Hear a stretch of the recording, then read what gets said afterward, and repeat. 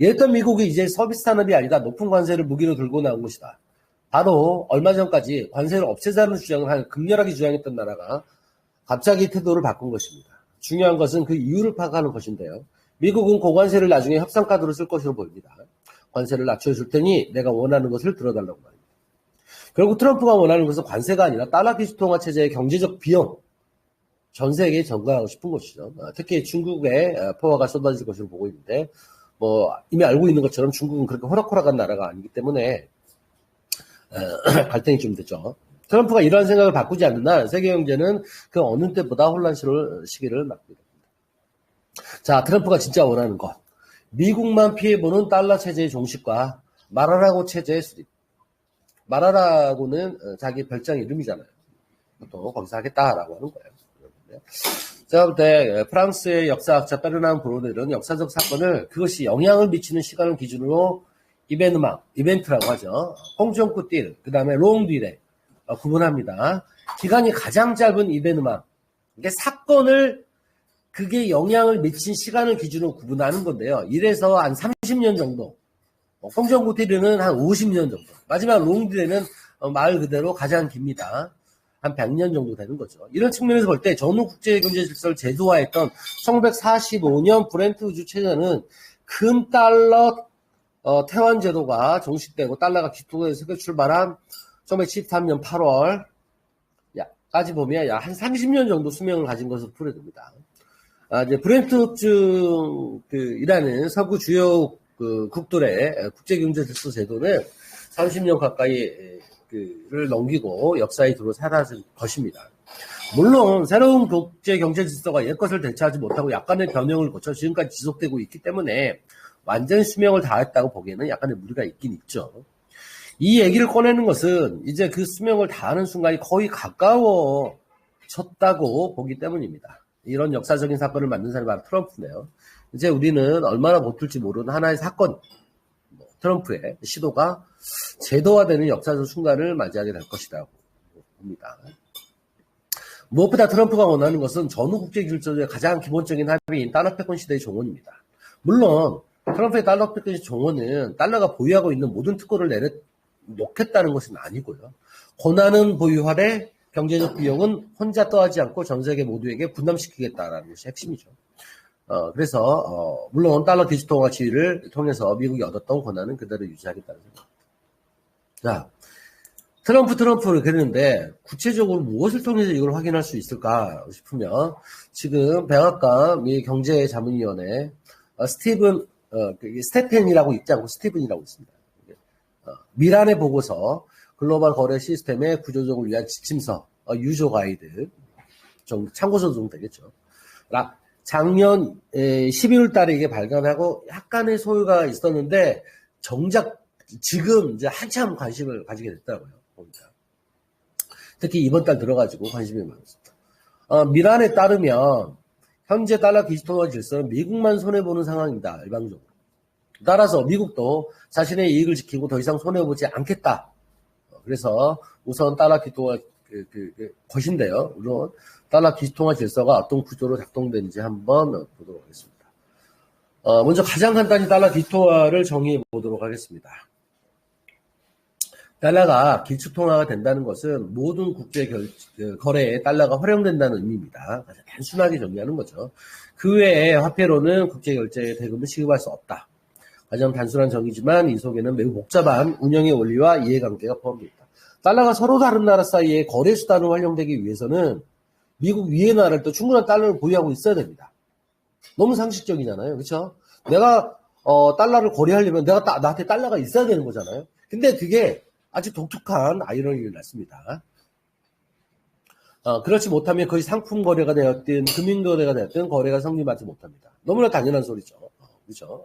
핵심은 여기 있는데, 자, 그럼 다시 한번 질문을 해보겠습니다. 방금 미국이 아닌 나라가 국제결제에 대한 대금 지급을 위해 충분한 규모의 달러를 보유하고 있어야 달러가 기축통화로서의 지위를 누린다고 했습니다. 그렇다면 미국이 아닌 나라, 즉 달러를 발행하지 않는 나라가 어떻게 달러를 보유할 수 있을까라는 질문이 약 두 가지 정도로 답을 거칠게 좀 정리할 수 있습니다. 하나는 미국으로부터 달러를 무상원조로 받는 것입니다. 우리도 경험했던 것처럼 무상원조가 이에 해당되는데요. 미국이 달러를 공짜로 줬다고 설마 그렇게 할 수 있을지 모르지만 실제로 그랬습니다. 한국전쟁 이후에 미국 우리나라의 전후 복구와 경제개발 지원을 하면서 달러를 무상으로 줬습니다. 나중에 이제 유상으로 주기도 했었죠. 다른 하나는 무역 거래를 통해서인데요. 미국이 무조건 무역 적자를 봐야 가능한 구조입니다. 그렇죠? 미국이 적자를 봐야 되죠. 일단은. 그래야 달러가 우리나라에 들어올 거 아니에요. 그렇죠? 가령 미국이 우리나라 무역 거래에서 흑자를 본다면 우리는 적자를 볼 수 있기 때문에 우리는 다른 나라와 국제기록에 필요한 달러가 이제 부족하게 됩니다. 그렇게 되면 달러는 기축통화에서 활용될 수 없게 됩니다. 대단히 아이러니하지 않겠나 이런 생각이 드는데요. 그래서 정리하면 달러를 발행하지 못하는 미국 유일 나라가 국제결제 거래에 지금의 달러를 충분히 보유하려면 미국이 무역 적자를 감당할 구조가 바로 달러 기축통화인 셈입니다. 이런 맥락에서 트럼프가 달러 기축통화에 비롯된 경제적 비용을 감수하지 않겠다는 것은 다른 말로 하면 무역 적자를 무역 흑자로 되돌리겠다라는 뜻입니다. 또 다른 한편 한번 보시죠. 달러 기축통화에 미국이 감당해야 할 또 다른 경제적 비도인데 재정 적자입니다. 우선 앞에서 지적한 것처럼 미국은 기축통화국이기 때문에 무역 적자를 볼 수밖에 없는데 이는 국내적으로 경기 침체를 의미할 수 있죠. 미국 정부는 국내 경기 침체 대응하기에 경기 부양책을 취해야 하는데요. 이 경기 침체로 인해 세수가 변변치 않기 때문에 국채를 발행해서 재정을 메꿔야 됩니다. 이것이 기축통화인 미국에서 재정 적자 만드는 구조고요. 부분적으로 그리고 특정한 시기에 흑자를 보기도 합니다. 하지만 기본 구조가 이렇다고 얘기하는 것을 좀 얘기 드리고 싶어요. 그리고 이제 사실 이보다 더 중요한 문제는 뭐냐면 달러가 안전자산이기 때문에 발생하는 문제인데 여기서 이제 환율 얘기가 나오는 겁니다. 네, 이것도 이제 역시 재정 적자를 낳게 되는 건데요. 트럼프가 주로 관심을 갖는 부분이 바로 이 대목입니다. 달러는 세계에서 가장 안전한 자산으로 평가되는데 이유는 다른 것 같죠. 대부분의 사람들이 다른 나라는 다 망해도 미국은 망하지 않을 것이라고 생각하기 때문입니다. 동시에 어떤 일 때문에 나라가 망하더라도 제일 나중에 망하는 나라가 될 것이기 때문에 그렇기도 합니다. 이 때문에 달러에 대한 수요가 급증하게 되는 거고 수요가 많은 달러는 그 달러에 대한 고평가를 의미하게 됩니다. 달러가 고평가됐다는 거죠. 트럼프가 계속 문제 제기하는 거는. 달러가 고평가된다는 게 얘기는 뭐냐면 수치에 불리한 환율인 평가절상이 발생한다는 얘기입니다. 평가절상이 달러에 계속 붙어단다는 의미입니다. 트럼프는 미국인들에게 이러한 사정을 간단히 설명하는데 되게 어려운 거잖아요. 근데 간단히 설명인데 사정이 이렇기 때문에 당신들이 일자리를 잃게 되는 것이다. 따라서 대안은 뭐냐면 달러 고평가를 낮추는 것이다. 그러니까 저평가로 바꾸는 거죠. 그러면 다른 나라가 고평가돼야 되는 거잖아요. 달러 고평가를 낮추는 것과 동시에 다른 나라 화폐의 가치를 올라간다는 의미고 이는 곧 다른 나라 수출이 줄고 미국 대신 재정 적자를 감당해야 되는 것이다. 라고 하니까 되게 어려운 경제 얘기를 이 사람 특유의 이렇게 다 이게 맞든 틀리든 그냥 간단하게 얘기해버립니다. 사람들이 그렇구나. 그래서 우리가 못 살구나. 라고 하든지 아니면 다른 한편으로 얘기하면 요갈 대상, 환월 대상을 찾았기 때문이다. 라고 얘기를 할 수도 있겠죠. 트럼프는 이것을 마라라고 협정이라고 합니다. 마라라고 트럼프의 별장 이름이고 학자들이 이 같은 트럼프의 태도를 중상주의 국가라고 부릅니다. 자, 이게 중상주의 국가는 뭐냐? 중상주의 국가는 나라를 부강하게 만든다는 뜻입니다. 그리고 군사 대국으로 간다는 뜻입니다. 너무나 좋은 뜻이잖아요. 그죠? 다른 말로 하면 자국의 가치만을 내세우고 결코 어떤 비용도 국제적인 비용도 분담하지 않겠다는 의지를 지닌 나라들을 부르는 명칭입니다. 그동안 미국은 중상주의 국가가 아니라 자유무역을 외치는 헤게모니 국가였습니다. 그리고 러시아, 중국 같은 나라들이 제 아무리 부자 나라가 되더라도 기축통화로 감당해야 될 경제적 비용을 따로 하지 않기 때문에 결코 기축통화국이 될 수 없다고 평가했습니다. 무역 적자, 재정 적자 감당해야 되거든요. 근데 러시아나 중국이나 다 보면 그런 나라들이 아니에요. 무역 흑자국, 군사 대국 이러니까 경제적 비용을 나눠 갖지 않겠다는 거고 결국 그런 의미에서 기축통화 논의는 사실 기축통화 논의가 아니라 미국하고 나눠 가자는 얘기였어요. 그런데 이제 미국이 중상국가 되고 합니다. 역사가 말해주듯이 중상주의 국가들 간의 갈등은 곧바로 세계대전으로 이어집니다. 자, 한번 보겠습니다. 사실 이 대목에서 궁금한 게 중국의 입장인데, 최근에 양해도 왔었지만 똑같습니다. 트럼프가 궁극적으로 겨냥하는 나라가 중국이기 때문입니다. 물론 바이든도 중국에 대해서는 트럼프에 뒤지지 않습니다. 그러나 이미 우리는 중국이 이러한 기축통화 체제 전환에 대해서 어떤 의견을 가지고 있는지를 알고 있습니다. 이 공식 문서죠. 2023년 외교부 보고서로 공개한 미국의 패권과 그 유형. 그러면 잠깐 인용만 해놨어요. 미국은 주요 국제준비통화로서 달러의 지위를 이용해서 전 세계로부터 달러의 발권 이익을 거둬들이고 있고, 미국은 경제적 강압으로 상대국을 의도적으로 억압하고, 미국 달러 패권은 세계 경제 불안과 불확실성의 주요 원인이다라고 하니까 절대 미국에 굴하지 않겠다라는 거죠. 지금 트럼프는 이른바 말하라고 협정을 통해서 미국의 이익을 도모한다는 것인데요. 이에 대한 세계적인 반발도 만만치 않습니다. 트럼프의 생각은 협정 체결을 위한 협상 카드로서 고관세를 활용한다는 계획입니다. 즉 당신네 나라의 환율을 미국에게 유리하게 조정하는 데 동의해주면 관세를 깎아주겠다.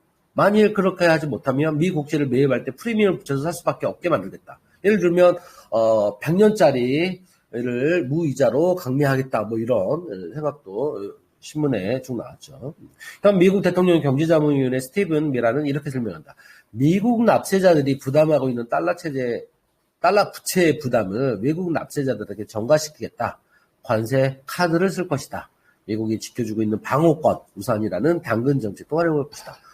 그러니까 관세 플러스 안보 문제로 지금 더 뭐냐면 압박을 하겠다는 거죠. 우리나라 같은 경우도 마찬가지죠. 우리나라 같은 경우도 미군도 있고 그 다음에 대미 무역 흑자도 보고 있으니까 네, 양보해 이러는 거죠. 이도 아니라면 미 연준을 통해서 우리나라 유동성 공급 때 이자율을 높여서 압박을 하겠다라고 쓸 수 있는 모든 카드를 쓰겠다라고 얘기를 한 겁니다. 그동안 우리는 미국의 안보, 경제, 지원국이라는 우산 안에 있었지만 이제 그런 안락한 시대는 지난 것 같다. 트럼프가 안보를 무기로 우리에게 어떤 경제적 부담을 지울지 모르는 상황이다. 정부 수립 이후에 거의 처음 겪는 상황일지 모른다.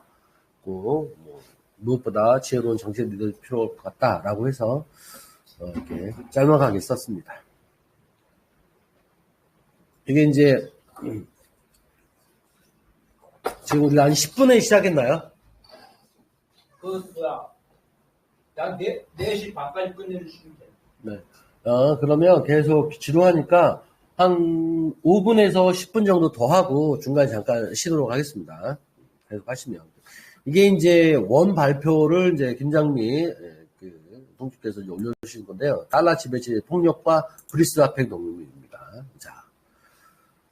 어떤 하나의 체제가 완전히 죽었다 그런 것과 새로운 체제가 만들어지고 안정적으로 운영이 됐다라고 하는 그 사이에 시간은 많이 소요가 되죠.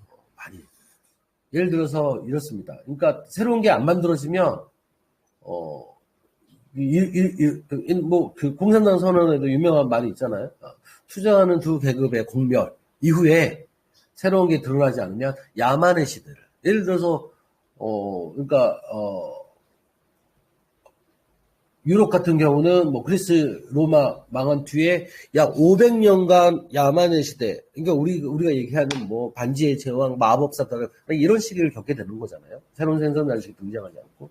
금융 부분을 보면 지금 계속 그리고 혼란한 상황이 계속 아까 이제 30년 정도였다고 쳤잖아요, 그렇죠? 이후에 70년 이후에 어떤 안정적인 어떤 좀 어렵게 되는 거죠. 한번 보겠습니다. 이 글은 브리스 화폐 동맹의 현재 상태를 어떤 맥락에서 바라보는지 살피기 위해 마련된 것이고, 그래서 브릭스 화폐 동맹이 추구하는 바를 달러 패권에서 벗어나고자 하는 시도를 보고 과연 여기에 핵심이 되겠죠. 과연 달러 지수표가 어떤 것이기에 브릭스 화폐 동맹이 이런 구상을 하고 실행에 옮기는지에 대해서 맥락을 파악하는 목적이다. 이게 현재의 진단이 제가 볼 때는 가장 중요할 것 같아요. 쭉 내려가 보니까 현재 폭력적인 상황이더라 라고 얘기를 하는 건데요. 쭉 보겠습니다. 그러면 미국은 지금 안정적으로 돌아가고 있느냐? 제가 볼 땐 아닌 것 같더라. 미국도 지금 엄청나게 지금 혼란적인 상황이더라. 무엇을 보면 알 수가 있느냐? 그거는 그러니까 미국 중앙은행 그렇죠. 금융화폐 그러면 핵심이 중앙은행이니까 중앙은행의 어떤 상태가 보면 대충 알 수 있더라 라고 하는 측면에서 좀 얘기 드리는 건데요. 요거까지 한번 설명을 해보겠습니다. 좀 되게 좀 낯선 얘기일 텐데요. 먼저 설명을 드리겠습니다. 우리나라 중앙은행, 한국은행이 이렇게 통화 공급하고 막 그러잖아요. 환율 안정하고, 그 다음에 금융시장 안정도 하잖아요.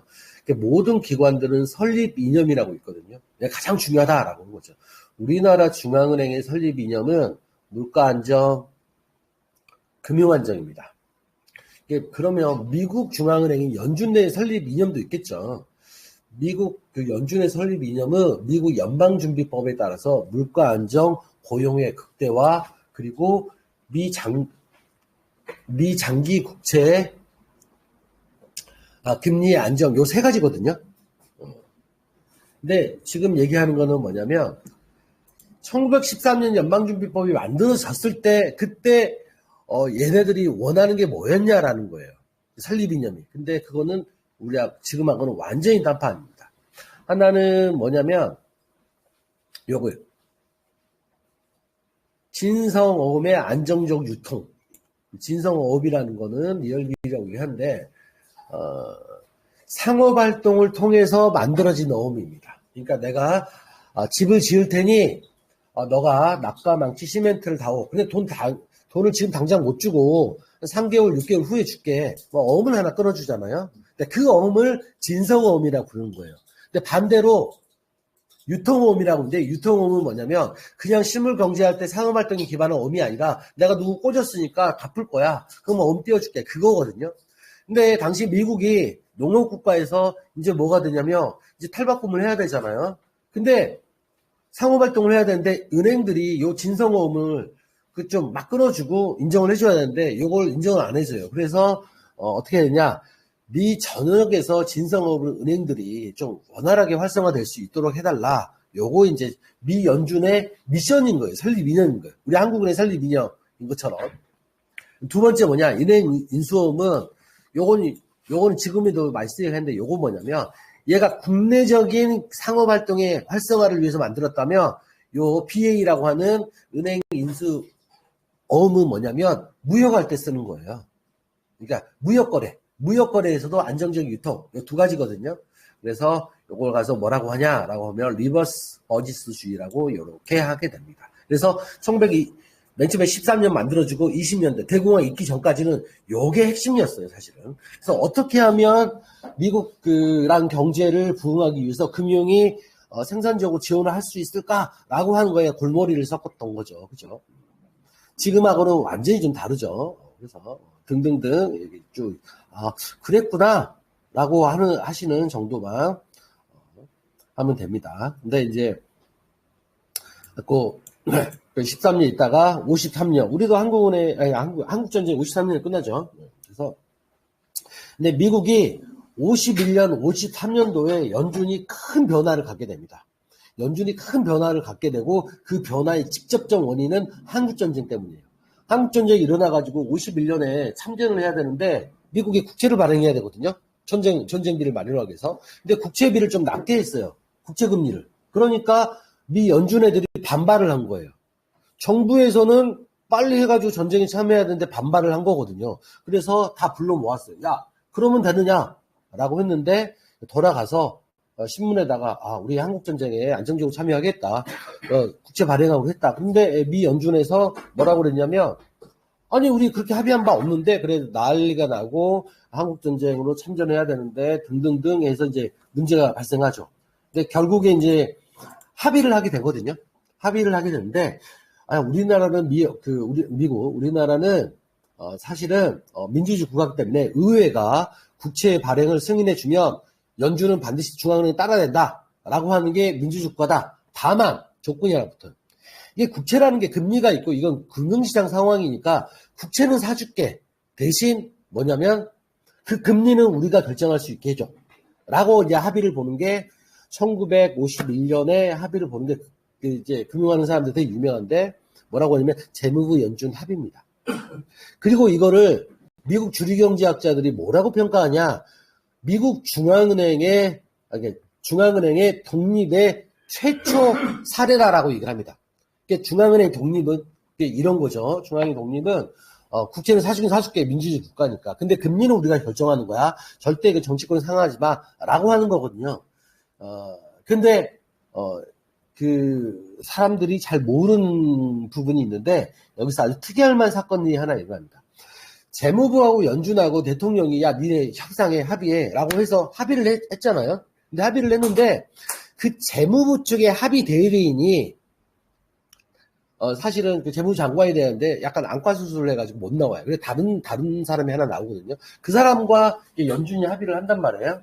연준이 합의를 하는데 이제 아까 말씀드린 것처럼 합의가 다 끝났죠. 근데 이제 대통령 앞에서 국가적인 기관들 기관을 싸웠으니까 대통령이 재무부 장관도 자르고 연준 의장도 잘라버립니다. 그리고 새롭게 이제 임명을 하겠죠. 근데 제가 이제 얘기 드리고 싶은 게 뭐냐면 연준의 의장에 누가 취임을 하게 되냐면 재무부의 협상 파트너로 나왔던 사람이 이거 우리가 기재부 협상 파트너로 나왔던 사람이 한은이와 갈등이 있었는데 갈등이 봉쇄되고 난 다음에 한은 총재로 가는 거예요. 근데 그거를 미국 사람들은 중앙은행이 독립이라고 불러요. 낙하산이잖아요. 명백하게. 근데 그래서 미국 사람들이 중앙은행 독립을 뭐라고 표현하면 정부로부터의 독립이라고 얘기하지 않아요. 정부 내에서의 독립. 다른 말로 하면 운용상, 이제 금리를 결정하는 운용상의 독립이다라고 하죠. 그러니까 우리 시민사회나 민주당이나 혹은 뭐 이렇게 국민의힘도 마찬가지로 우리 정치권에서 얘기하는 중앙은행 독립하고는 완전히 달라요. 우리는 입법급 못하게 만드는 거잖아요. 근데 완전히 다른 체제를 갖고 있더라라고 하는 건데 묘하게도 이게 그때 만들어지긴 됐고, 근데 51년 그 사람이 맥케이블의 사람인데 마틴 맥체스터인데 51년하고 53년까지 일했는데 53년에 미국을 완전히 바꿔요. 어떻게 바꾸냐? 이 단기 매입 국채 매입지라고 하는 게 있는데 뒤에 얘기를 하기 위해서 제가 쭉 얘기를 하는 건데 53년에 미국 그 연준의 대차대조표에서 자산이 그 여러 가지가 있을 수 있잖아요. 근데 2008년까지, 2009년까지 이 자산의 대부분이 뭐냐면 미재무성 채권입니다. 미재무성 채권은 지금 네 가지거든요. 크게 따지면 단기, 중기, 장기 그리고 물가 연동 채권 이 네 가지인데 그 중에서도 가장 값어치 있는 거를 갖고 있어야 된다. 특히 금융시장이니까 이 단기 국채를 갖고 있어야 된다. 그리고 그거에 기반으로 해서 화폐를 만들어야 된다. 이런 생각을 갖고 있는 거예요. 그래서 이게 그 전에는 뭐 장기 국채를 갖고 있어야 된다 막 이랬었는데 그 얘기를 했던 유일한 사람이 있는데 미국 그 전체 50년, 45년 이후의 역사에서 장기 국채를 연준이 더 많이 보유하고 있어야지라고 했던 유일한 사람이 누구냐면 케네디예요. 그리고 케네디가 죽자마자 단기 국채를 다시 돌아갔죠. 그래서 요 얘기를 또 잠깐 쉬었다가 쭉 해보도록 하겠습니다. 일단 한 5분 정도, 10분 정도 쉬도록 하시죠.